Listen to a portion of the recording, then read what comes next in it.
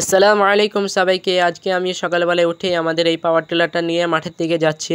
আজকে মূলত কিছু জমি ছিল চাষ করার জন্য বলেছিল, তো জমিগুলো আজকে সব চাষ করব। তো জমিতে চলে এলাম। জমিতে চলে আসার পর ফালগুলো ভালো করে ফিট করে নেব মেশিনে। ফিট করে নেওয়ার পর এই জমিতে আজকে চাষ করব। তো আজকে খুব সকালেই মাঠে চলে এসেছি, ফজরের নামাজ পড়েই চলে এসেছি, কারণ বেশি রোদ উঠে গেলে কাজ করতে পারা যাবে না, শরীর ক্লান্ত হয়ে যাবে। সেই জন্য আজকে আবহাওয়া ঠান্ডা থাকতে থাকতেই চলে এসেছি। তো মাঠে আসার পর ফালগুলো ভালো করে ফিট করে নিলাম। ফিট করে নেওয়ার পর মেশিনটা স্টার্ট দিয়ে এই জমিগুলো আজকে চাষ করব।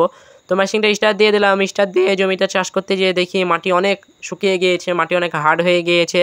আর কয়েকদিন আগে চাষটা করলে ভালো হতো, কারণ কয়েকদিন আগে বৃষ্টি হয়েছিল, তারপর থেকে আর কোনো রকম বৃষ্টি হয়নি। আর এখন ভীষণ রোদ্রও পড়ছে, সেই জন্য মাটি আরও শুকিয়ে গিয়েছে। তো প্রথম চাষে একটু কষ্ট হলো, তারপরের চাষে সেরকম আর কষ্ট হলো না, কারণ প্রথম চাষে মাটিটাকে আলগা করে নেওয়ার পর দ্বিতীয় চাষে আর সেরকম কোনো অসুবিধা হয়নি। এবং এই জমিটিতে 1 হাত চাষ দেওয়া কমপ্লিট করে দিয়েছি এবং 2 হাত চাষ দিচ্ছি।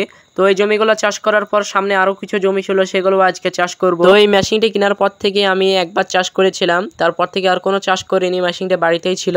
তো এটা নিয়ে আমার দ্বিতীয় চাষ করা হবে। তো এই মেশিনটি প্রথমের দিকে চালাতে একটু কষ্ট হচ্ছিল, যেহেতু প্রথম চালাচ্ছি, এর আগে কোনোদিন চালানো হয়নি এই মেশিন, সেই জন্য প্রথমের দিকে একটু প্রবলেম হচ্ছিল। বিশেষ করে প্রথম চাষের দিকে একটু প্রবলেম বেশি হচ্ছিল, কারণ মাটি হার্ড ছিল এবং মেশিনটি চেপে ধরে থাকতে হচ্ছিল। তো আপনারা এই যে জমিগুলো দেখতে পাচ্ছেন, এই জমিগুলোতে মূলত সবজি চাষ হয়, যেহেতু এগুলো একটু উঁচুতে, সেই জন্য এই জমিগুলোতে ধান চাষ সেরকম ভালো হয় না।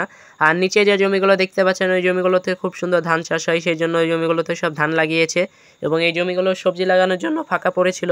আর আপনারা এর পাশে যে জমিটি দেখতে পাচ্ছেন নাঙলে চাষ করছে, সেটি আমাদের জমি। সেই জমিটিতে মূলত গমা ঘাস ছিল, সেই গমা ঘাসের শিকড়ের জন্য এই মেশিনে চাষ হবে না, সেই জন্য নাঙলে 1 হাত চাষ দিয়ে নিচ্ছে, তারপরে এই মেশিনে চাষ দেব, তাহলে খুব সুন্দর মাটি হবে।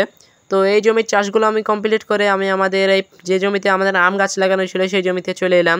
এই জমিতে মূলত পাওয়ার টিলারে চাষ করতে হবে, কারণ এই জমিগুলোতে ট্র্যাক্টর বা নাঙল ঢোকার কোনো রাস্তা নেই, সেই জন্য পাওয়ার টিলারে করে চাষ করতে হবে।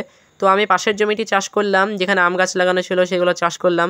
করার পর এই জমিটিতে চাষ করতে এসে দেখি প্রচুর পরিমাণে ঘাস রয়েছে, সেই জন্য প্রথমে ওপর ঘাসগুলো ছিঁড়ে নিতে হচ্ছে, তারপরে চাষ করব। তো এই জমিটিতে মূলত 3 হাত চাষ দিতে হবে, নাহলে মাটিই হবে না দেখা যাচ্ছে। আর বিলেটে প্রচুর পরিমাণে ঘাস বেঁধে যাচ্ছে, ঘাসগুলো ছাড়িয়ে নিতে হচ্ছে, নাহলে চাষ হবে না। তো এই জমিটি একটু চাষ করতে একটু অসুবিধাই হচ্ছে, কারণ এই জমিটিতে প্রচুর পরিমাণে ঘাস। এই জমিটি যদি নাঙলে 1 হাত চাষ দেওয়া হতো তাহলে খুব সুন্দর চাষ হতো। তো ভিডিওটি আর বেশি বড় করব না, ভিডিওটি যদি ভালো লেগে থাকে চ্যানেলটি সাবস্ক্রাইব করবেন এবং লাইক করতে ভুলবেন না। তো এখান থেকে আমি আমার ভিডিওটি শেষ করছি। আসসালামু আলাইকুম ওয়া রাহমাতুল্লাহি ওয়া বারাকাতুহু।